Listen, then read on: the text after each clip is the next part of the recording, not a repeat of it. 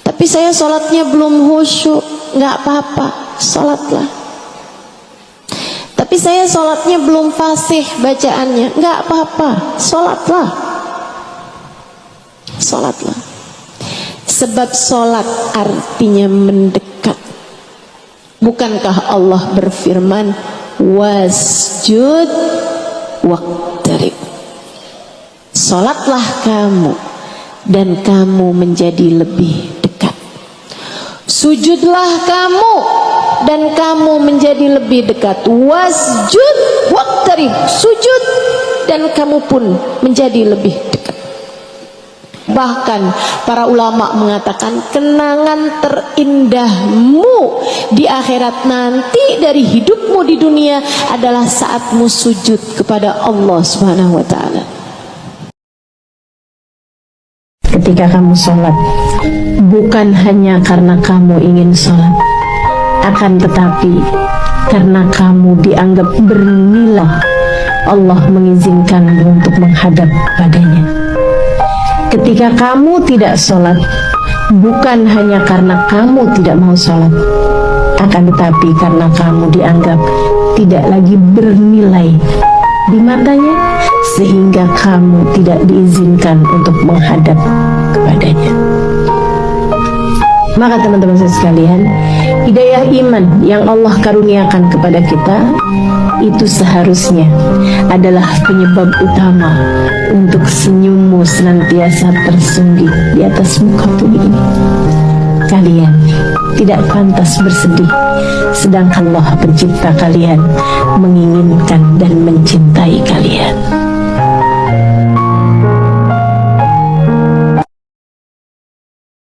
Salat adalah inti amalan kita yang bisa merubah alur kehidupan kita dunia dan akhirat.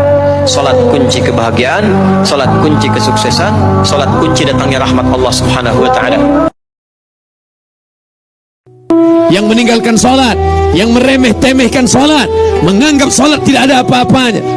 Man taraka salata muta'ammidan, siapa yang meninggalkan salat secara sengaja, faqad kafara jihara, kafirlah dia secara nyata. Na'udzubillah.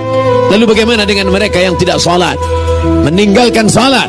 Saya pribadi, maka saya tidak menyolatkan orang yang meninggalkan salat, karena kata Nabi SAW, man tarakas salah, sengaja meninggalkan salat, sedangkan Allah dia lawan, apalagi manusia, sedangkan Rasulullah dia lawan, apalagi ulama. Na'udzubillah. Kalau orang yang meninggalkan salat itu ingkar, mengejek salat, mengolok-olok salat, kafir dia. Orang yang kafir 4 gugur, tidak dikafankan, tidak dimandikan, tidak disolatkan, tidak dikuburkan di pekuburan kaum muslimin. Yang setia menemani kita hanyalah sholat. Sholat juga lagi. Sholat itulah yang menemani kita di liang lahat. Sholat itu menemani kita sampai ke padang mahsyar. Sholat itu menemani kita ke titian siratal mustaqim. Sholat itu memberatkan timbangan amal. Sholat itulah yang mengantarkan kita ke surga Jannatul Firdaus. Sholat menyamankan dari azab neraka. Karena sebelum salam, Allahumma inni a'udzubika min azabi jahannam wa min azabil qabri wa min fitnatil mahya wal mamat wa min syarri fitnatil masihid dajjal. Hei hambaku, kalau engkau punya masalah dalam hidupmu, apapun yang kau alami, terima dulu dengan sabar sebagai ujian dariku, lalu datang kepadaku lewat sholat. Kalau masih tidak yakin, dipertanyakan keimanannya, turunlah ayat 153-nya dengan penegasan, ya ayyuhalladzina amanu ista'inu bis-sabri was-salah. Hei orang-orang beriman, mana imanmu? Bukankah engkau mengatakan beriman? Buktikan imanmu. Kalau punya persoalan, terima dengan sabar, bentangkan sajadah, minta kepada Allah. Saking pentingnya sholat, semua nabi sholat, Pak. Di sholat itu ibadah pokok yang tidak hanya diperintahkan pada Nabi Muhammad SAW dan umatnya, tapi semua nabi yang pernah bertugas di bumi semuanya sholat. Nabi Musa salat. Buka Quran surah ke-20 ayat ke-14. Bertanya Musa, bagaimana ya Allah cara menyembahmu? Wa aqimis sholata li dzikri. Tunaikan salat sebagai zikir kepadaku. Nabi Musa salat. Nabi Zakaria salat. Buka Quran surah ketiga ayat 38 sampai 39. Fanadatul malaikatu wa huwa qaimun yusalli fil mihrab. Nabi Zakaria salat. Nabi Isa alaihissalam, Yesus Al-Masih, Mesiah, Nabi Isa salat. Buka Quran surah ke-19 ayat 31 sampai 33. Dibayangkan semua nabi salat. Anda bukan nabi, enggak salat. Anda siapa?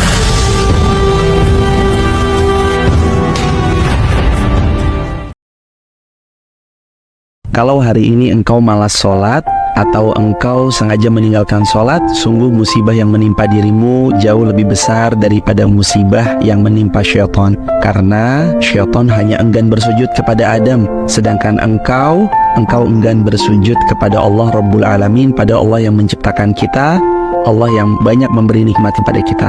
Maka sesibuk apapun jangan tinggalkan sholat, sepadat apapun kegiatan jangan tinggalkan sholat. Sebaik-baik menjaga adalah ketika kita menjaga sholat kita. Jaga sholat, Allah jaga hidup kita. Dan perbaiki sholat, Allah perbaiki seluruh hidup kita. Barakallahu fikum. Semua tidak ada artinya ketika tidak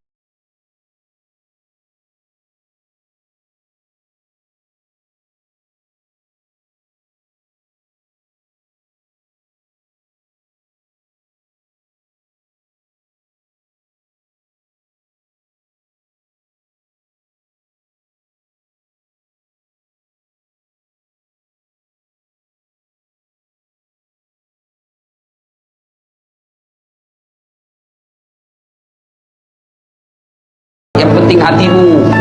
Kalau ada yang bilang begitu, tanya siapa nabinya. Nabi Muhammad paling bersih hatinya, Nabi Muhammad paling baik akhlaknya. Beliau tetap sujud beribadah kepada Allah. Saya sakit Ustaz, ada kala sakitnya Nabi Ayub alaihissalam, seluruh anggota tubuhnya dimakan ulat, tapi beliau tetap beribadah kepada Allah. Saya kaya Ustaz, adakah kala kayanya Nabi Sulaiman alaihissalam, yang pekarangan rumahnya satu diantaranya adalah kerikil-kerikil emas, tapi beliau tetap sujud beribadah kepada Allah.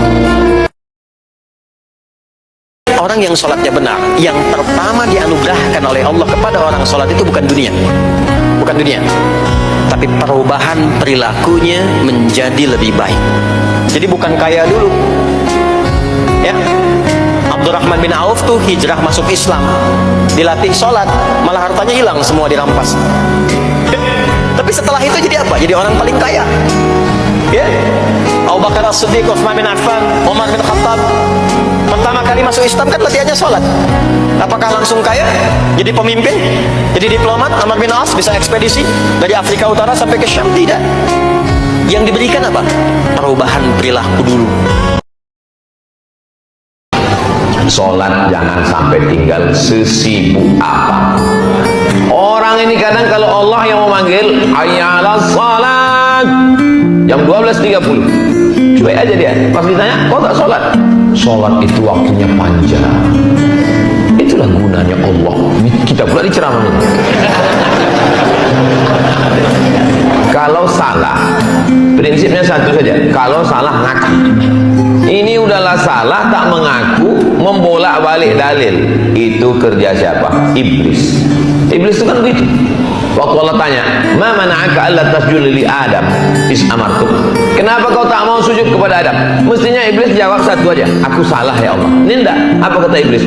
Khalaqtani min nar, kau ciptakan aku dari api. Wa khalaqtahu min tin, dia dari tanah. Ana khairum minhu, aku lebih baik daripada dia. Sudah salah, tak ngaku, menceramahi orang pula. Jadi kalau ada orang model begini, ini titisan Iblis.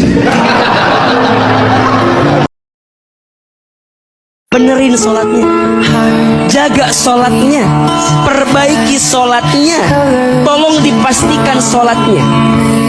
Kalau sholatnya udah bener, lanjut kalimat la nas'aluka rizqan, jangan engkau bertanya tentang rezeki, karena banyak orang yang melalaikan sholat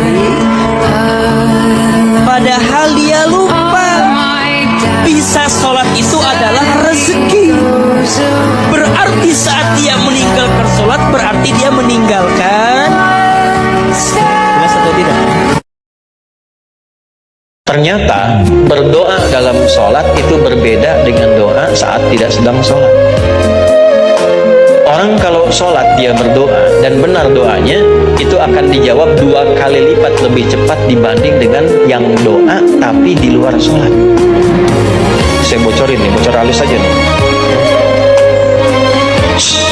Orang yang doa dalam sholat itu doanya akan dikabulkan 2 kali lipat lebih cepat dibandingkan orang yang doa di luar sholat. Mana yang paling bagus, sholat berjamaah atau sholat sendirian? Berjamaah. Mana yang paling bagus, berjamaah di masjid atau di luar masjid? Masjid. Misal, antum subuh sudah ke masjid, sholatnya berjamaah. Di masjid itu bukan yang biasa-biasa, baru datang ke masjid nih, baru nyampe masjid nih, baru tiba. Itu kata Nabi di hadis Muslim disebutkan sudah mendapatkan 25 kebaikan. Baru nyampe 25. Jarak satu keduanya ma baina darajataini khamsumi'ati sanatin, 500 tahun. 2 ketiganya 500 tahun. 3 keempat 500 tahun. Masuk kaki kanan baca doa, tambahkan lagi pahala. Diniatkan i'tikaf kata Imam An-Nawawi dalam kitabnya At-Tibyan, dapat lagi pahala. Duduk kemudian sebelumnya tahiyatul masjid, pahala lagi. Tilawah, pahala lagi. Salat zikir, pahala. Sampai pulang, pahala lagi. Kalau mau sholat, mau enak sholatnya, jangan sekedar sholat. Memang betul sudah selesai, ya, menuntaskan kewajiban, beban kewajibannya hilang, tapi kenikmatannya dapat nggak? Manfaatnya dapat nggak? Kalau ingin menikmati sholat, ingin dapat manfaatnya, dapat ketenangan, terkoneksi dengan Allah, doanya cepat dijawab, maka khusyuklah dalam sholat. Nah, di antara cara mendapatkan khusyuk itu istighfar. Duha dibagi 3. Awal duha itu kurang lebih 1,5 jam setelah salat subuh. Subuh sekarang misal 4:30, maka jam 6 muncul awal duha. Namanya syuruk. Jadi habis salat subuh zikir dulu. Doa dulu, zikir dulu, belajar dulu, tafsir dulu. Setelah itu muncul syuruk, dia salat 2 rakaat, itu pahala salatnya senilai haji dan umrah. Pertengahan duha sekitar jam 9 jam 10. Jumlahnya 2 sampai 4 rakaat. Apa fungsinya? 1, mengganti seluruh zikir yang ada dalam tubuh kita. Mata berzikir, telinga berzikir, lisan berzikir, bisa diganti dengan 2 rakaat duha. Yang kedua, bisa menghambat atau menghentikan, menahan satu musibah umum. Misal ada kebanjiran nih atau macet nih. Orang-orang kena macet. Bapak yang biasa sholat duha pertengahan itu tiba-tiba ditolong oleh Allah, dibebaskan. Tiba-tiba ada orang datang, Pak lewat sini di sana macet. Yang terakhir adalah akhir duha, sekitar jam 10 sampai jam 11 menjelang ke zuhur. Jumlahnya dari 2 bisa 4 sampai 8 rakaat. Di antara manfaatnya bisa mempermudah datangnya rizki dengan izin Allah Subhanahu wa taala ketika ikhtiar. Itu duha. Kakak-kakak, abang-abang yang hari ini Allah izinkan bisa bangun tiap subuh, itu rezeki. Saya 4 tahun lebih tak sempat dan tak Allah izinkan bangun subuh gitu. Kesiangan, 6:30 baru bangun. Soal subuh tuh matahari dah terang. Maka saya subuh.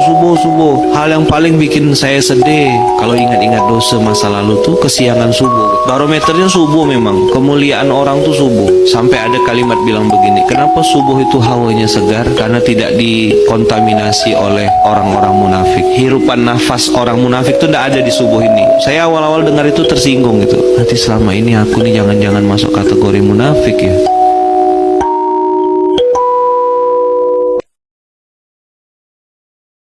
Ingat baik-baik, Anda nggak sholat pun, Anda nggak sujud pun, tidak membuat Allah rugi. Tidak menurunkan status Allah sebagai Tuhan. Cuma itu perintah. Anda ini siapa? Perintah manusia Anda kerjakan, perintah pencipta manusia Anda abaikan. Kemudian Anda masih berharap masuk surga Firdaus. Anda siapa? Anda masih menuntut pengen dilancarkan rezeki. Anda siapa? Perintah manusia, bos di kantor, Anda cepat lakukan. Bahkan sebelum bangun dah ke bawah mimpi. Perintah Allah pencipta manusia, Anda nggak eksekusi. Dan Anda masih berharap dilancarkan pekerjaan Anda. Siapa pemilik rezeki? Nabi langsung memberikan kisi-kisi kepada kita, jangan tinggalkan sholat malam di setiap malam Ramadan, walaupun cuma 2 rakaat. Saya berbagi ya, saya mengambil hadis ini, saya biasakan tiap malam, paling minimal saya 2 rakaat bangun. 2 rakaat. Jadi kalau setelah tarawih, kemudian malam bangun lagi, ya tunaikan sholat minimal 2 rakaat. Itu aja, saya ambil hadis tadi aja. Kalau setiap malam konsisten kita tunaikan, bukankah dapat kita malam al-qadar? Dan masuk di hadis tadi, Caranya tunaikan sholat walaupun cuma 2 rakaat malam-malam itu, tapi tunaikannya satu dengan ikhlas karena Allah, imanan wa ihtisaban. Kedua sambil mengoreksi dosa kita. Makanya 2 rakaat ini kadang-kadang rasanya agak panjang. Ingat dosa pada Allah, ingat pada orang tua, ingat pada saudara-saudara, ingat pada tetangga, sujud, membayangkan dosa mata sampai ujung kaki, nangis kita tuh. Itu begitu tangisan keluar, rahmat Allah diturunkan di situ. Orang yang sholat tahajud itu wajahnya akan beda dengan yang tidak sholat tahajud. Biar hitam juga tapi ada aura yang baik. Biasanya orang yang suka sholat tahajud itu akan selalu dimudahkan urusannya oleh Allah. Orang yang sholat tahajud istiqamah, dia akan diangkat derajatnya oleh Allah, baik derajat duniawi apalagi derajat akhirat. Tapi satu hal, tidak ada seorang pun yang berat untuk sholat tahajud terkecuali penyebabnya satu, dosanya terlalu banyak.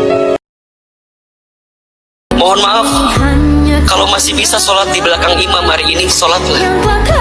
Sebelum besok disolatkan di depan imam. Kalau masih bisa baca Quran, bacalah. Belajar Quran. Sebelum besok Quran dibacakan di depan tubuh kita yang sudah terbujur kaku tidak bisa bergerak. Kalau masih bisa berangkat ke masjid, berangkat. Sebelum besok tubuh kita digotong ke masjid untuk yang terakhir kalinya. Kalau masih bisa sedekah, sedekah. Karena berapa banyak orang yang sudah mati, orang yang sudah meninggal, minta sama Allah untuk dihidupkan kembali. Dan apa janjinya? Fa'asoddaqo wa akun minas sholihin. Ya Allah, hidupkan aku kembali sebentar saja, maka aku akan bersedekah dan menjadi orang yang soleh. Mereka suka menyia-nyiakan sholat, mereka suka meninggalkan sholat, mereka tidak mau memperhatikan sholat, mereka anggap sholat ini hanyalah main-main, mereka anggap sholat itu tidak lebih penting daripada gaji dan penghasilannya. Wattaba'u syahawat, dan mereka lebih mementingkan apa yang diinginkan oleh hawa nafsunya.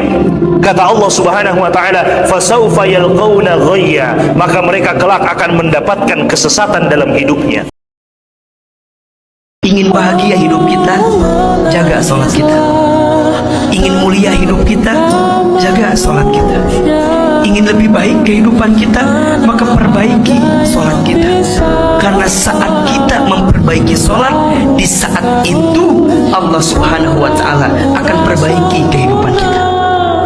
Maka mohon maaf lahir dan batin jika ada di antara hadirin sekalian yang mungkin siang ini sedang punya masalah, sedang punya persoalan, sedang punya kesulitan, maka jemput pertolongan Allah itu dengan sholat. Wahai orang-orang yang beriman, minta tolonglah engkau kepada Allah dengan sabar dan sholat. Sesungguhnya Allah bersama dengan orang-orang yang sabar. Ternyata sholat yang Allah Subhanahu wa ta'ala langsung mendengar bacaan kita dari jarak dekat. Sholat apa? Sholat subuh. Allah itu langsung melihat kita dari jarak dekat. Kenapa jarak dekat? Karena sepertiga malam terakhir Allah itu turun ke langit dunia. Sepertiga malam terakhir Allah itu turun ke langit dunia. Lalu Allah bertanya kepada hambanya, ya ibadi, wahai hamba-hambaku, hal min dihajah, apakah kalian punya masalah? Apakah kamu punya masalah? Sini aku selesaikan masalah kamu. Ya ibadi, hal min taib, wahai hamba-hambaku, apakah kalian punya dosa? Sini aku ampuni dosa-dosa kalian. Sehingga sholat 5 waktu yang paling tinggi derajatnya di sisi Allah adalah sholat subuh. Salat duha, kesempatan, tidak harus 8 rakaat, tidak harus 6 rakaat, tidak harus 4 rakaat, 2 rakaat, dan tidak harus dibaca wasyamsi wa duhaha. Banyak jemaah curhat kepada saya, keluhannya apa? Saya tanya, saya ingin salat duha, tapi susah, saya tidak bisa hafal wasyamsi wa duhaha dan wadduha wal laili idza saja. Masa gara-gara tidak hafal wasyamsi wa duhaha wa duha tidak salat duha? Walaupun tidak hafal, mohon maaf, hafal qulhu, baca qulhu. Rakaat pertama kulhu, rakaat kedua tak apa-apa kulhu lagi. Asal duha terjaga. Betul? Kata Nabi, siapa yang sholat subuh berjamaah, kemudian beliau duduk berzikir kepada Allah sampai tiba waktu syuruk. Zikirnya itu bisa baca Quran, bisa zikir lisan, atau majlis zikir, yaitu kajian. Kemudian beliau sholat 2 rakaat setelah matahari terbit, disebut dengan sholat sunnah syuruk.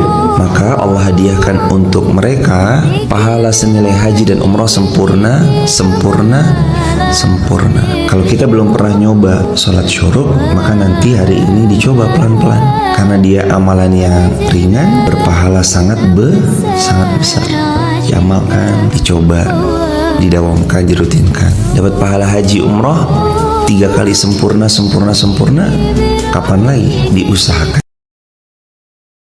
Hanya yang menentukan bangun nggak bangunnya gitu tuh Allah Subhanahu wa taala. Dan para ulama mengatakan, dan ini bikin sedih ya, ibadah di waktu malam adalah undangan. Allah hanya akan mempersilahkan masuk para tamu-tamu yang diundang.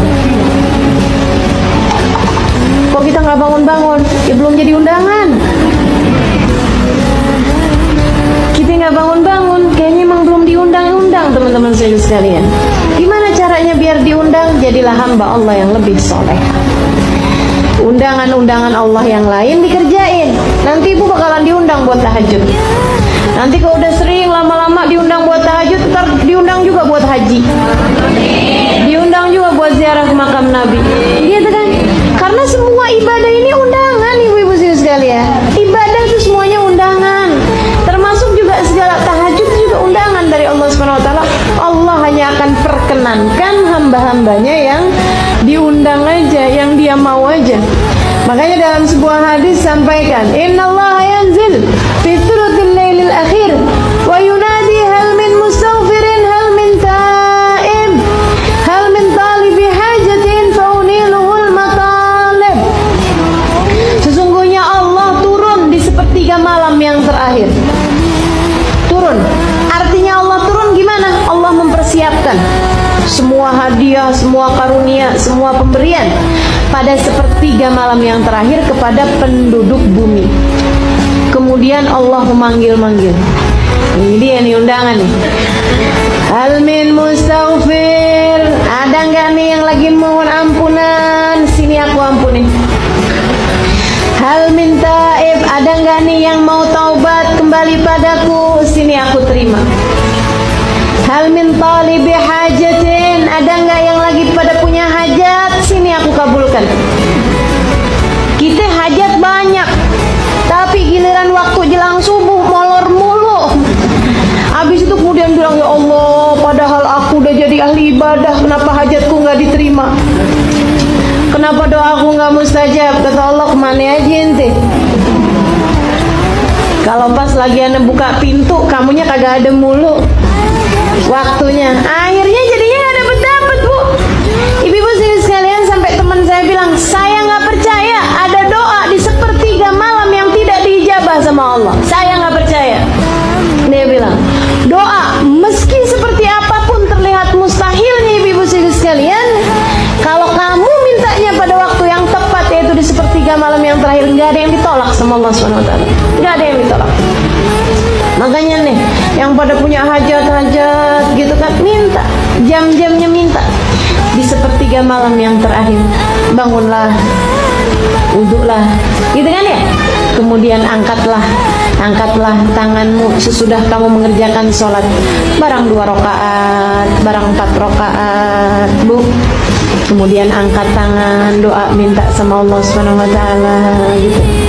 Habis itu kemudian jangan merasa bahwa kita udah jadi ahli ibadah. Pagi-paginya berasa gitu udah bangun tahajud. Itu bukan bangun tahajud, bangun sebelum subuh, beda. Jangan kemudian berpikir, oh saya udah bangun malam tadi malam. Kagak ada, itu bukan bangun malam, bangun sebelum subuh. Itu masuknya bahkan pagi, ibu ya, pagi sebelum subuh. Jadi ibu sekalian, minimal yang bisa kita lakukan itu adalah perkara minim yang bisa kita lakukan. Kamu kok terus-terusan sholat? Padahal belum tentu baik di mata Allah, belum tentu menjadi bagian ahli surga. Perhatikan jawabannya. Tujuan saya sholat ini bukan karena surga atau neraka. Tujuan sholat ini bukan karena saya dipandang baik atau buruk, tapi tujuan sholat ini saya ingin mengagungkan Allah Subhanahu wa Ta'ala. Perhatikan. Dan nanti ini menjadi cara bagi seseorang yang ingin bertobat. Inilah kenapa sholat duha sangat dianjurkan. Rasulullah Shallallahu Alaihi Wasallam bersabda, kerjakanlah sholat duha, baik ketika dalam bepergian maupun di rumah, sebab pada hari kiamat nanti, terdapat seruan dari atas surga. Seruan itu adalah, di manakah orang-orang yang senantiasa mengerjakan sholat duha? Masuklah kalian semua ke surga dari pintu ad-duha, dengan selamat, lagi aman sentosa. Allah juga tidak mengutus seorang nabi, kecuali beliau diperintahkan mengerjakan sholat duha.